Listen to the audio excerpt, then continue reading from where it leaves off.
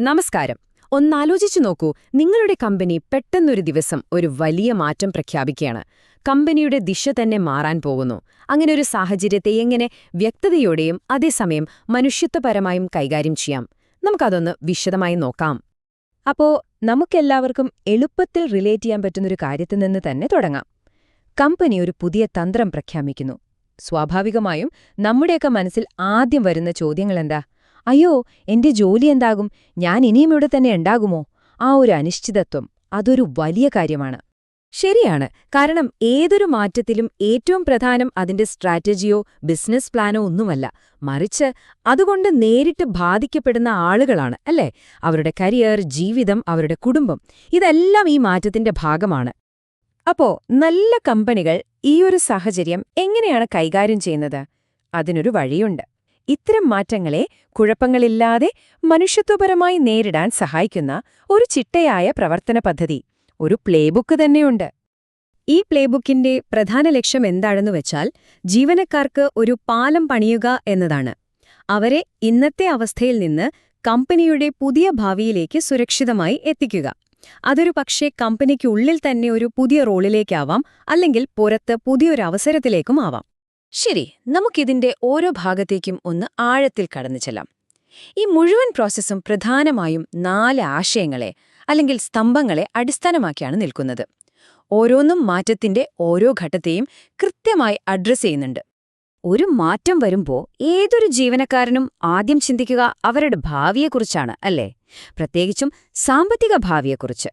അതുകൊണ്ട് തന്നെ ഏറ്റവും ആദ്യത്തെ പടി അവർക്ക് സാമ്പത്തികവും മാനസികവുമായ ഒരു സുരക്ഷാവലയം ഒരുക്കിക്കൊടുക്കുക എന്നതാണ്. അപ്പോ ഈ പറയുന്ന സുരക്ഷാ വലയത്തിന് പല തലങ്ങളുണ്ട് കേട്ടോ.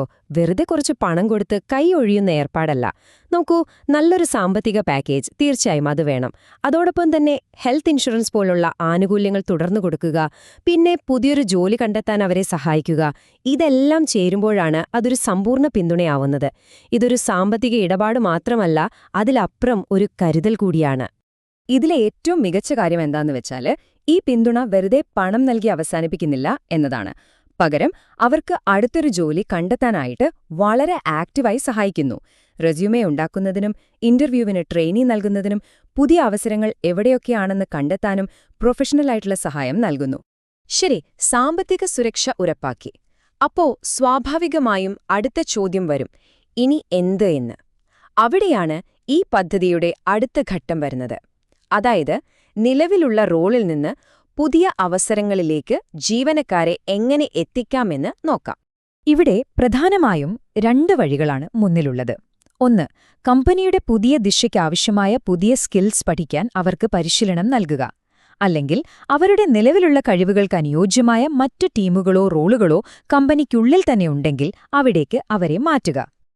ചുരുക്കി പറഞ്ഞാൽ, ഇതൊരു ജോലിയുടെ അവസാനമല്ല, മറിച്ച് ഒരു പുതിയ കരിയർ ചാപ്റ്ററിന്റെ തുടക്കമായി കാണാൻ പ്രേരിപ്പിക്കുകയാണ് ലക്ഷ്യം. ഒരു ജോലി നഷ്ടപ്പെടുന്നതിനപ്പുറം കമ്പനിക്കുള്ളിലോ പുറത്തോ ഒരു പുതിയ വളർച്ചയ്ക്കുള്ള അവസരമാക്കി ഇതിനെ മാറ്റുന്നു. ഇനി ഏറ്റവും പ്രധാനപ്പെട്ട ഒരു കാര്യത്തിലേക്ക് വരാം. ഈ മുഴുവൻ പ്രോസസ്സിനെയും ഒരുമിച്ച് നിർത്തുന്ന ഒരു പശയുണ്ട്. അതാണ് വ്യക്തമായ ആശയവിനിമയവും യഥാർത്ഥ മാനുഷിക ബന്ധങ്ങളും. ചിലപ്പോൾ കൊടുക്കുന്ന സാമ്പത്തിക പാക്കേജുകളേക്കാൾ പ്രധാനം ഇതായിരിക്കും.